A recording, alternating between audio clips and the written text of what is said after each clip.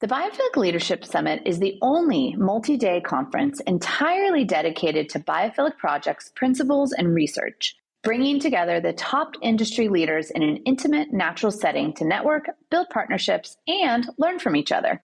This year's summit will explore biophilic placemaking and how we can use biophilic principles to promote health, happiness, and vitality in public spaces. In addition to fascinating presentations, delicious farm-to-table meals at Serenbe, and cocktails, this year's summit will feature a selection of biophilic experiences like forest bathing, bird watching, and more. So join us in Serenbe for the 6th Annual Biophilic Leadership Summit from March 24th to March 26th, 2024. Learn more about the summit and register today at biophilic.summit.com. That's biophilic.summit.com. We hope to see you there. Hey, Monica. Hey, Jennifer. So, what are we doing today? Today's episode is a bit different than usual, isn't it? Yes, it is. So today we're actually sharing an episode of my other podcast, Serenbe Stories, where my co-host Steve Nygren and I interviewed Colonel Mark Puck Mykelby. We call him Puck. This interview is from December of 2019. So right before the pandemic. Exactly. Literally feels like a lifetime ago. Yes, it does. I know. So we wanted to share this specific episode with our listeners for a few reasons. One, Puck was instrumental in founding the Biophilic Institute, which is where the Biophilic Solutions podcast comes from. And his background, interestingly, is actually in national security. And he argues that biophilia is hugely important to all of us from a national security perspective. Wow, I think that is such an intriguing idea. I never would have thought of that or putting those two together. Yeah, I think it's really impactful and interesting and sort of contextualizes biophilia in a new and different light than what we've talked about so far. So the other reason I really wanted to share this episode of Serenbe Stories was with our listeners is because Puck really inspired Steve Nygren, the founder of Serenbe, to really create the Biophilic Institute, which you guys will hear more about in this episode. Plus, we've got this amazing Biophilic Leadership Summit coming up in a few weeks, which is usually an in-person gathering of biophilic thought leaders to present topics like land use, planning, infrastructure, regenerative ag, climate, etc. But, of course, like many other things this year, we've gone virtual. Obvious reasons. But if you're listening to this podcast, we have a special discount for you in the show notes, and you'll be very familiar with a lot of the themes and concepts that we do at the Leadership Summit, as well as what Puck's going to talk about today. I highly encourage our listeners who this podcast has resonated with to take a look at the link in our show notes and maybe grab a ticket. You'll get to interact with these amazing thinkers and scholars and people who are leading the charge in a way that you just can't do while listening to the podcast. All right, let's get to our interview with Colonel Mykelby.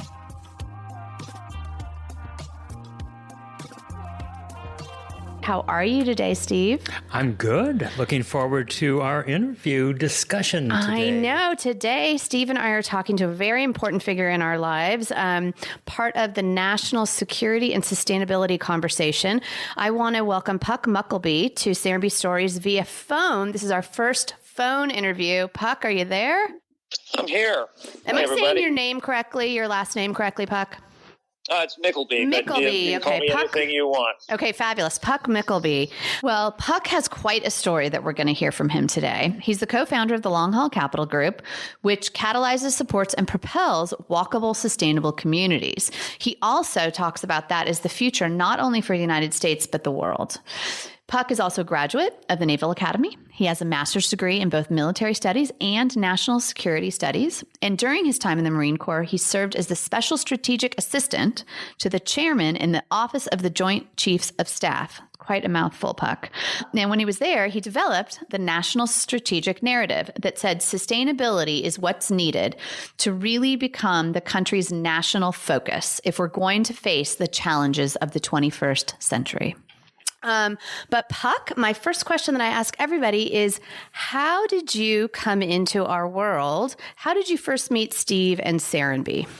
By your world, are you talking Serenbe? Or are you talking about sustainability or? That's a great question. I'm specifically talking about Serenbe. How did you first come to us? I know you were a fellow back in what, Steve? 2012. 2012. Okay, great.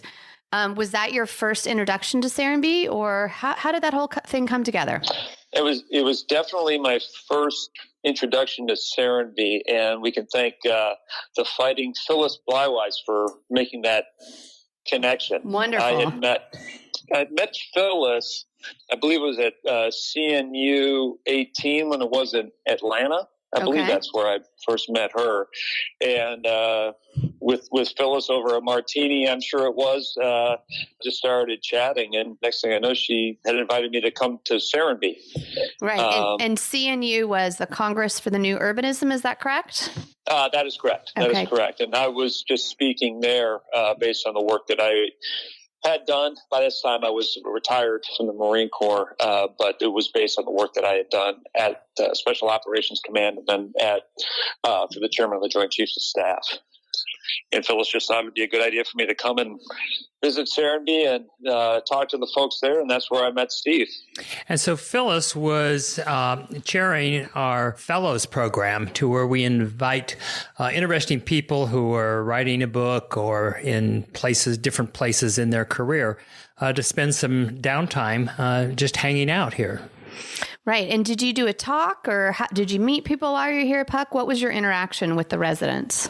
Yeah, it was all of the above. I gave, I think, just one presentation about the work that I'd done for Admiral Mullen when he was the chairman of the Joint Chiefs of Staff around a document that me and a Navy captain, I was a Marine colonel at the time when I was in the Pentagon, but the Navy captain Wayne Porter had written called the National Strategic Narrative, that bottom line said that sustainability needs to become our grand strategic national imperative if we're going to face the challenges, not only the challenges of the 21st century, but be able to grab onto the opportunities present in the world and get back to a place of leading from a position of opportunity and not having such a, what I would say, a masochistically nostalgic focus on threat and risk.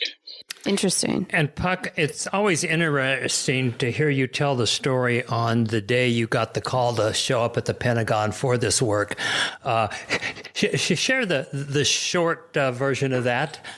Sure. I was actually working on strategy for Special Operations at Special Operations Command, global strategy. This was 2007 to 2009. And we just took a fundamentally different way of approaching strategy rather than a really linear approach. We took a more systems-based approach. And the things that we focused on really came out of from the command. The commander of Special Operations Command at the time was a four-star Navy admiral named Eric Olson, and the guidance that he gave my team was to figure out how to get out in front of the sound of the guns.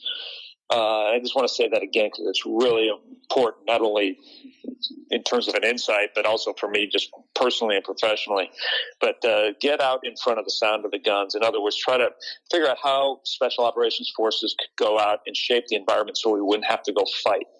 And that was really interesting. And so that led us in a different direction, not only to look at the world more from a systems-based view and not from a control and power kind of view, but more as a participant in an ecosystem. And we started looking at things like urban design, regenerative agriculture, female health and education, anything that we thought would be really catalytic at the tactical level that would have large systemic and strategic catalytic impact.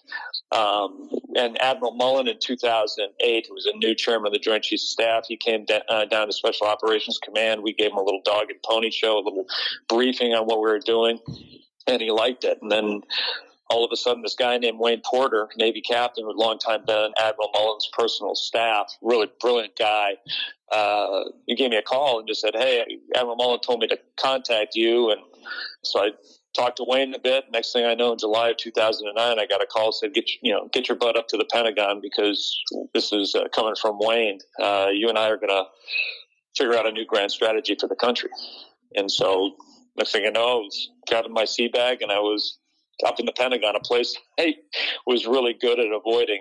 But there I was. And it was, I got to say, it was other than commanding Marines, it was one of the best experiences of my life just because Admiral Mullen is just such a incredible guy, just incredible guy.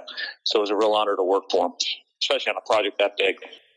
And so was that 2 years, as I remember, that you were at the Pentagon working on this and then filed a report? Yeah, it was. It was only supposed to be 2 months, and it ended up being 2 years. So there you go. But Yeah, I got there in July of 2009, and a month later, we had written a national strategic narrative. So in August of 2009, I thought my job was done. And but given what we were saying, that it really wasn't in the realm of the military, quite frankly. It wasn't the job of the Joint Chiefs of Staff really to dictate, and it's not just, this really great document called the Constitution. The military doesn't dictate domestic policy. It doesn't dictate any policy, as a matter of fact. But we were really trying to make a call that we really had it wrong, that this focus on threat and risk and really wasn't the direction our country needed to go, that we needed to get back to being a land of opportunity, and that's we saw sustainability both from a national security perspective, but also from an economic, and I would say a prosperity perspective. That's the direction we needed to go. New systems of food, water, energy, built environment, education, industry, to really take on the big challenges that we face, whether they're climate change, whether they're social dysfunction, issues of equity, and quite frankly, fiscal and economic issues. We really needed to start moving in a different direction. But given the fact that it was coming out of the office of the chairman of the Joint Chiefs of Staff, there were a lot of political sensitivities there. So Admiral Mullen really liked what he saw, what we were talking about, but there was a certain hesitance to proclaim it, given that that was really the responsibility of our civilian political leadership to come up with those kind of ideas and direct action. So 2 months turned into 2 years of trying to get Washington, D.C. to do something different. And then in summary, did you make a recommendation to Congress? We never made a formal recommendation to Congress. In fact, we weren't allowed to go talk to any political folks until just after the new year, 2011. And Admiral Mullen sent us over to see Congresswoman Jane Harman, who is a Blue Dog Democrat out of California and a longtime friend of Admiral Mullen. And so he sent us over to talk to her. We were supposed to have 15 minutes with Congresswoman Harman, and that turned into about a 2-hour conversation. And she loved what she saw. She loved what she read, and she was pretty fired up. Unfortunately, she was retiring from Congress, but when she got over to head the Woodrow Wilson Center in D.C., she took our narrative and she launched it into the public domain from there, with Tom Friedman emceeing it and had a gallery of folks debating the merits of the paper that we had written. What am I remembering about the National Defense Act of 1947 that you all said needed to be adjusted, or am I thinking of something else? No, you are. I mean, it was NSA, National Security Act 1947, was basically recognizing that the grand strategic challenge facing our nation was the rise of communism, the Soviet Union. And so we fundamentally restructured, particularly our national security apparatus, to take on that challenge. So that's where the actual Department of Defense was established, the CIA was established, all the instruments that we used to take on the Soviet Union under George Kennan's concept of containment that he put forth in 1946.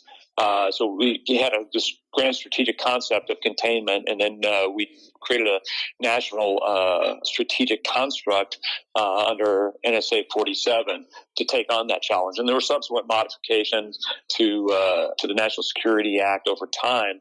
But what we found out after the Soviet Union collapsed, our country never did a reset. We never said, okay, what's the next thing? I mean, history moves forward, our interests move forward, and we just kind of accepted that old Cold War construct that was basically leveraged force and power to pursue our interests, to pursue our national interests of what we call prosperity and security. It no longer fit the world that we face anymore.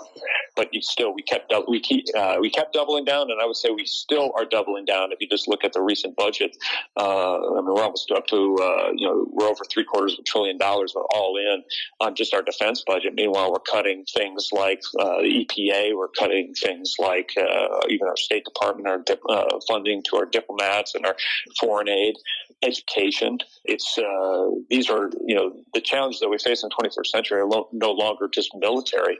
There are security challenges. I'm a Marine all day long, and there are people out there that need to get headbutted into submission, but that can't be our go-to position in the world.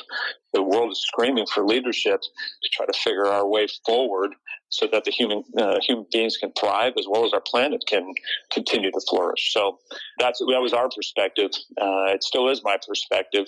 And this nation needs a big wake-up call, particularly what's going on in Washington, D.C. today. It's only gotten worse. It hasn't gotten better. So my time in Washington some 10 years ago. So, Monica, you can imagine when Phyllis said there's this interesting retired Marine that you should have coffee with. I said, sure, Phyllis, whatever you say. But after the first coffee, I could hardly wait for more. And so Puck and I had coffee almost every morning during his stay here. And as Puck learned about Serenbe is when he said, what you're doing here is literally an act of national defense. And as I shared many of the things that we wanted to do, and one of it was to create a campus for university students from really around the world to come for a semester away in environmental planning. And this would be part of an entire movement to also educate or create a think tank for educators and our urban planners in the United States. I was calling this at the time, the working title was the Green School or something like that. But because of Puck's encouragement, we launched the Biophilic Institute. That really wasn't the name at the moment. We worked on the name, but it was Puck's encouragement to do this. And Puck said, if you'll do it, I will be the vice chair. And through these years, Puck has remained the vice chair of the Biophilic Institute as we move forward to actually make some of these things happen. No, that's incredible, Puck. And did you have any idea when you came here that this would be sort of this long-term relationship that you had? No, absolutely not. I mean, I just thought this was, another speaking gig. I mean, I mean, who doesn't love Phyllis, So, Sure. You do it, as Steve said, you do anything just because she tells you to do it, But to me, the most, beyond just meeting the great folks that are residents at Serenbe, the fact of the matter is that when you can physically see, touch, taste what Serenbe is about, it's that really visceral connection to something that is special. But that it's just not, it doesn't have to be just Serenbe. Mm-hmm. That this is a pattern of design. This is a pattern of living. It's a pattern of community that there is zero reason why any community can't take those principles and apply them. And that's what really drew me, is that the scalability of the design logic, it tracked directly to what we were trying to say in the National Strategic Narrative when I was at the Pentagon. Because the fact of the matter is what we're talking about in terms of a macro global impact that the United States could have is that maybe this isn't the best, most current language. I really don't care. It's just that our smart growth at home can become our smart power abroad, because these conditions of community, these conditions of sustainability, these conditions of just civic connection and civic responsibility are global in nature.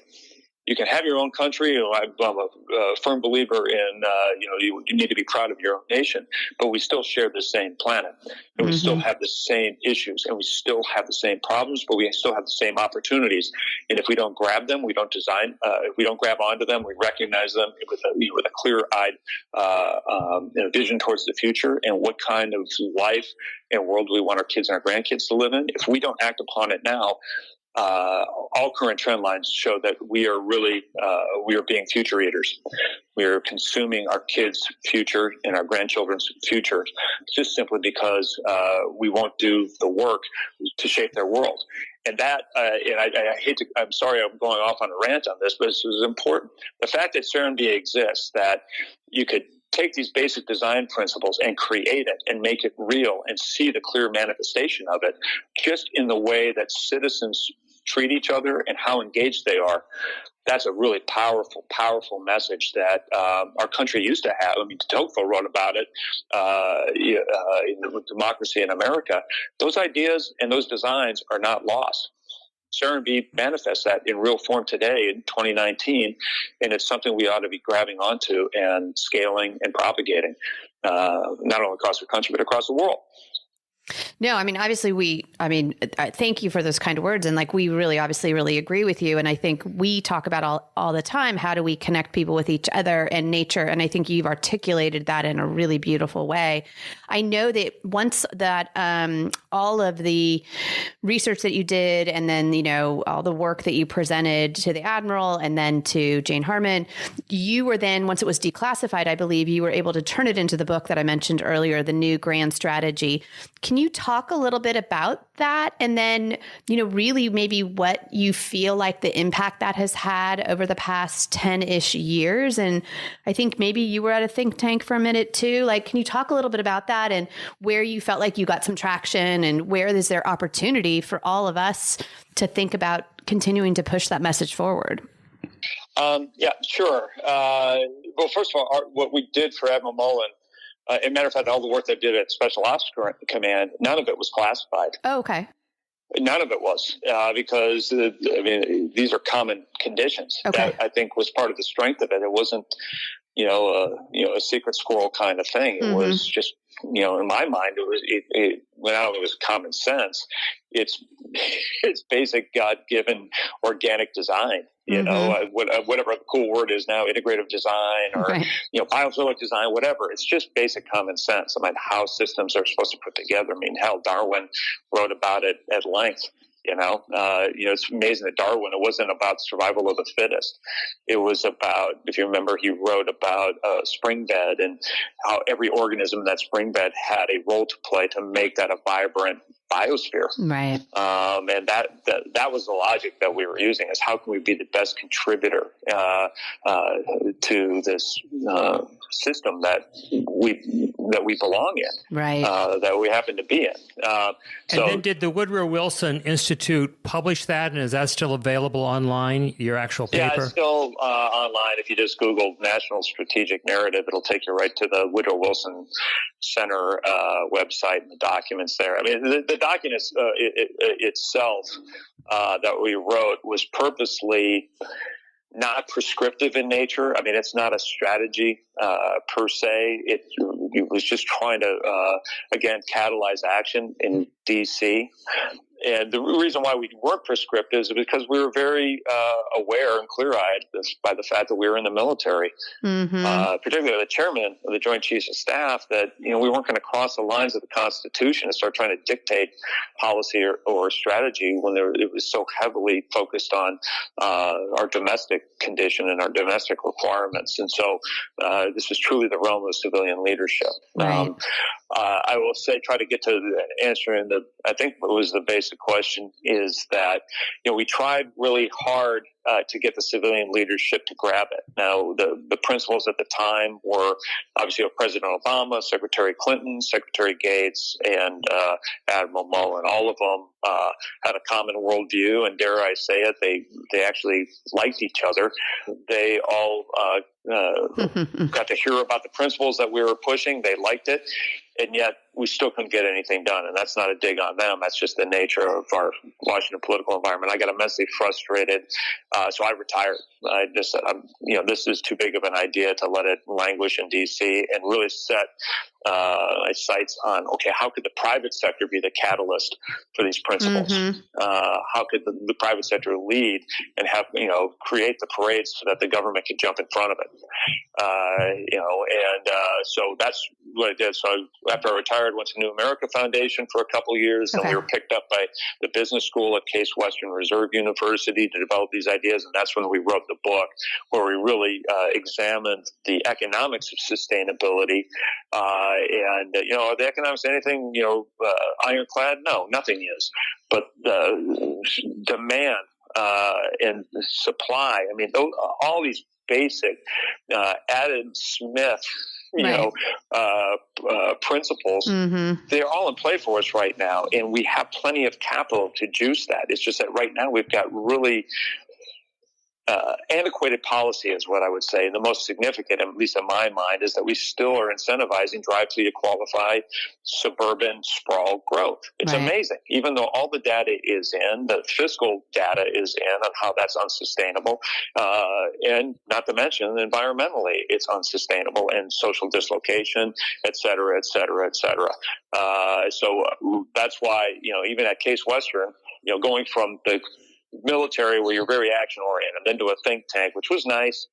Don't get me wrong, it was a great opportunity. And then going to the academic world, which was nice. Don't get me wrong, but none of them are action oriented environments. And I don't really want to be part of a think tank. I want to be part of a do tank. And that's why me and my business partner for a long time, since 2010, Patrick Doherty, we decided to stand up Long Haul Capital Group as a way to bring capital to not only catalyze but support and propel more walkable, sustainable communities, because we really see that as the future, not only in the United States but around the world. Tell me a little bit about, because I think that's a really interesting point that I think, I'll speak for myself, but I think many of us feel like the government is not the answer. And so where can we turn for action and doing? And so tell us a little bit more about Long Haul Capital, like what kind of success or what kind of projects have you been proud of there? Long Haul Capital, we created that so that we could catalyze walkable communities. And as we see that, there are three basic components to making that happen. Number one's in the mortgage side of the house is right now, 50% of the investment goes into about 1% of the land mass in the United States that's considered walkable. That's so there's an enormous price premium on that walkability. And so we're cracking the code on the mortgage side of it to not only open up the credit box, but all of a sudden also incentivize folks to start buying homes in more walkable places, which, oh, by the way, according to the National Association of Realtors, 60% of Americans seek the attributes of walkability in the next housing purchase. And again, only 1% to 2% of the land mass is walkable. That's kind of weird. So there's a big disconnect between supply and demand. The second thing is, how do you create more walkable communities? Well, we look at that not only from a need to reduce our carbon emissions and reduce the number of cars on the road and, burning fossil fuels, but also because they will catalyze those communities. So we also invest in rails, particularly streetcar and light rail systems. And where there's a transit stop, the quarter-mile radius around that is an opportunity to create more walkable, dense communities. And then the third thing is, once those things are being created, you have to be able to support them with the types of infrastructure that makes sense, mostly district-level infrastructure, whether you're talking about energy, water, connectivity systems, both in last-mile mobility, but also digital connectivity systems. So investing in those things that allow those walkable communities to thrive in a 21st century context. And so that those three basic components are what we built our business model around. And so we're working on several different projects. We can or not get into those, but we're cutting our teeth in a place out in Portland with OMSI, the Oregon Museum of Science and Industry. We're looking to try to get a streetcar system up and running in Cleveland, and then so the district infrastructure thing is on OMSI. And then we are what we're really mostly focused on right now is cracking the code in revitalizing the mortgage industry, particularly using a fintech solution that is focused on walkability. So that's what we're doing right now, and really provide transparency, consistency, most importantly, directing a huge volume of money that goes into the mortgage industry to really have a strategic impact on the way we live our lives in the United States, and leveraging the mortgage industry to do that. That's interesting, but all with the vision of the urban walkable environment, which makes so much sense. I had no idea those statistics are kind of wild. The supply and demand is so off. And so we're really keeping an old system on life support with really bad fiscal and monetary policy. Right. It's crazy. Yeah, it really is. But the cool thing is that a place like Serenbe cracks the code, not in a theoretical sense, but in a real physical sense. And I'd also throw in one of the things, and Steve is probably going to tell me to shut up about it, I think one of the most fascinating things about Serenbe is soil reclamation. As boring as that is, that is, well, some people it's boring. To me, it gets me all lathered up. It's just talk about something, if you could take that science of soil reclamation, you start applying that to some of the more distressed urban environments across the country. I'm thinking about Cleveland. I'm thinking about places like Detroit. Just think about what a game changer that would be in terms of wellness, in terms of solving food desert issues, or just having kids grow up with a fair shot without having to deal with lead in the soil, et cetera. And just as a little factoid, a lot of focus on Flint and the water lead content in the water in Flint, Michigan. If you and it's not a direct analogy, but I mean, just work with me here. But if you could do an equivalent comparison, water, and then the soil of Cleveland. The soil of Cleveland has 3 times more lead in it on a comparative basis. Just the soil in the urban environment in Cleveland. Now, just imagine what that's doing to kids. Just imagine what that's doing to wellness, not just public health, but long-term wellness of the various underserved communities here. I mean, that's a pretty simple thing that you could do, is just start treating the soil. And guess what? Urban kids getting connected to Mother Earth through dirt is probably a really cool thing to do. Well, Puck, my opinion. I have been listening, and Rodale Institute has announced now that they're going to put their Southeastern Research Center here.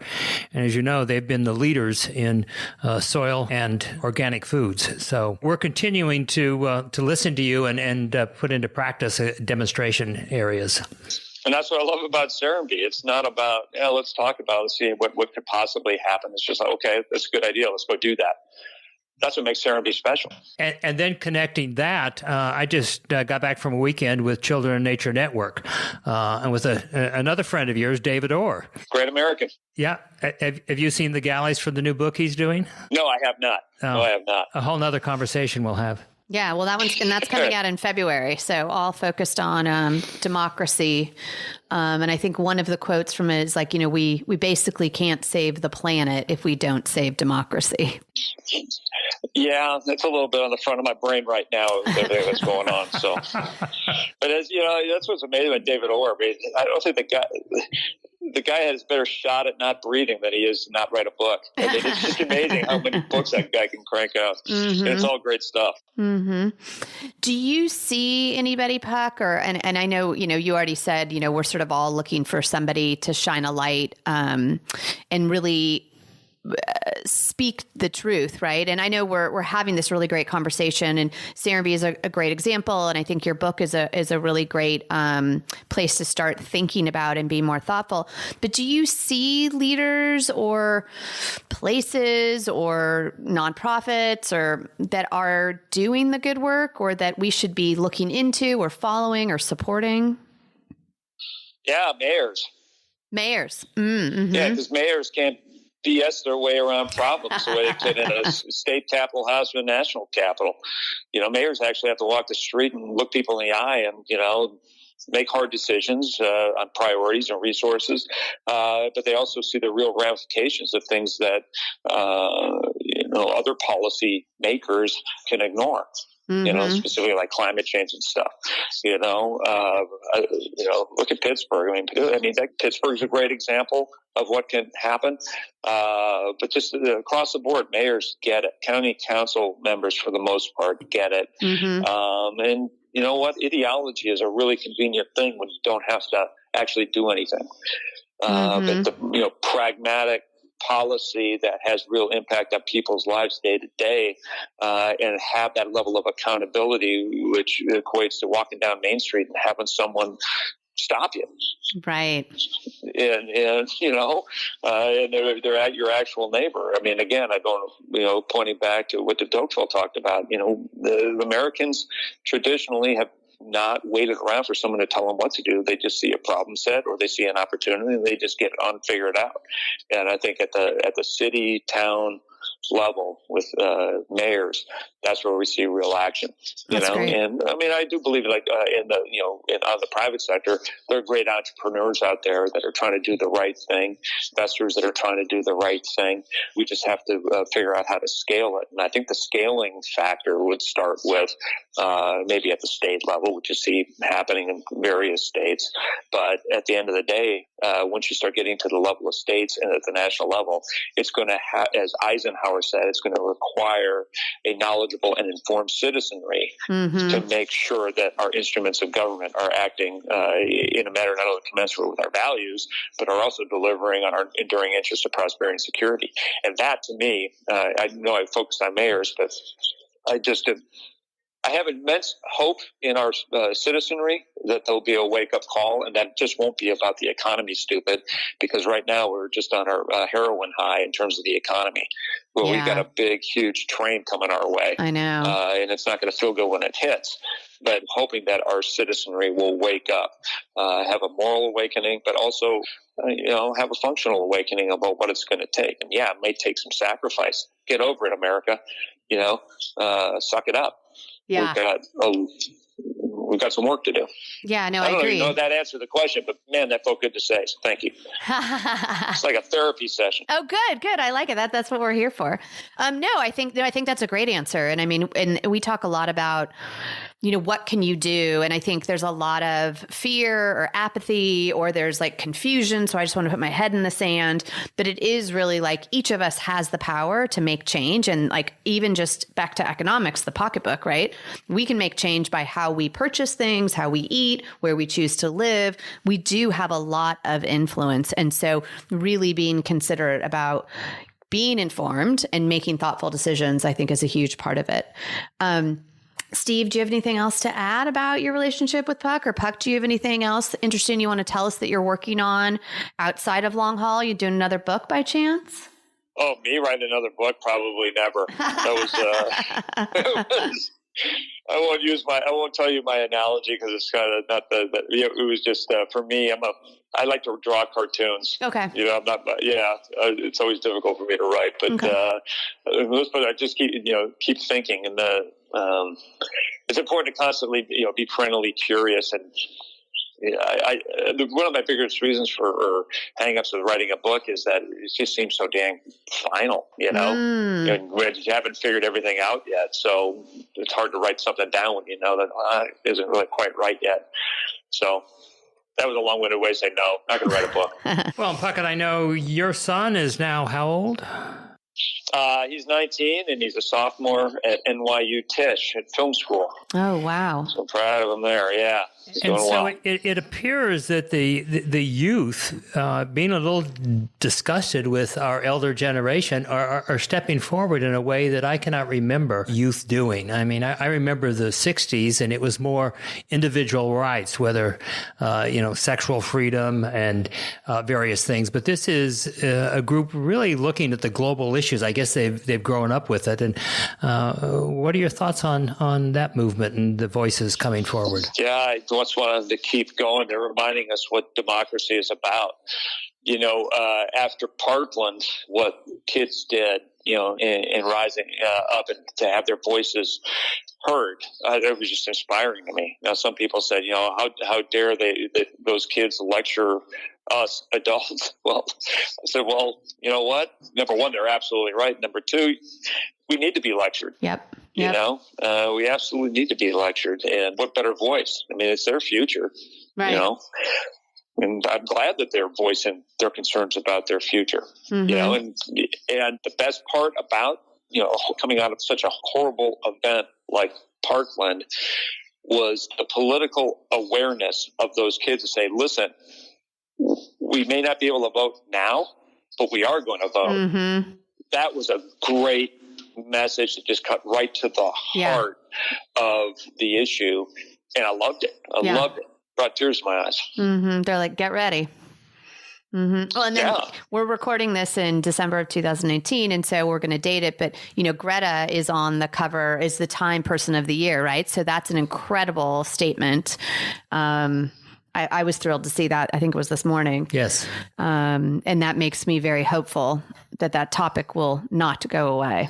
So. And hopefully we see numbers in this next election to show that this generation is coming out to vote, because we've had a lot of apathy in the youth once they get the right to vote. And hopefully that's going to change to indicate that it is going to be a time of change. Yeah, absolutely. And if I could just throw one more thing, it's just, we're all trapped from where we came. But I also have it's not about being in the military that there's any great, you don't have, you do get great insight, but it's not about that the military has the answer to everything. But I'm also very heartened by the fact that we've got a lot of young Americans, men and women, that served in, a lot of them in combat, are now getting their political voice and are joining, at any level of government, because that perspective of those that are in the military, it's about, first of all, it's about teamwork. It's about higher purpose, not about self, and it's about service. And so I'm also heartened by the fact that we've got a generation that really know what it means to serve and what it really means to put everything on the line to serve in all levels of government. So with these kids that are aware, with a generation that's been tested through a time of war, and with that perspective, I do think that we're going to be able to turn the corner. I'm hoping we can do it in time to have real effect on these big macro global systems, but it is something that we should all take heart in and be hopeful for. Yeah. Puck, it's always inspirational talking with you, and it always makes me want to do more and do it faster. So thanks for all the work you're doing and chatting with us today. Yeah. Thank you so much, Puck. Thanks for your time. No, thank you. And thank you for Serenbe and the Biophilic Institute. I mean, that's inspiring. It's real and it's inspiring. So thank you. It was great talking to you guys. All right. Thanks, Puck. Take care. Okay. Bye now. Bye-bye. Yeah, bye. Okay. Wow. Okay. That was really super fascinating. I love the line he used that was like, smart growth at home becomes smart power abroad. Like he really just distilled the whole idea down into that one short sentence. For me, that was kind of groundbreaking. So much of politics, it was true in 2019, December, and is true now, feels so knee-jerk. We have to get to a place where we're thinking about the long-term solutions that are going to create a healthy, thriving society that in turn makes us more respected and influential on the world stage. Yeah. And it occurred to me as I was re-listening to this episode, very interesting to get this perspective from someone in the military as well. We don't often have that insight on an issue like climate or sustainability where someone is really making the argument that this is our national security interest. National security is so much deeper than having a stockpile of weapons. Yes. If we're healthy and living in harmony with the natural world and natural systems, then it stands to reason that we are more secure people.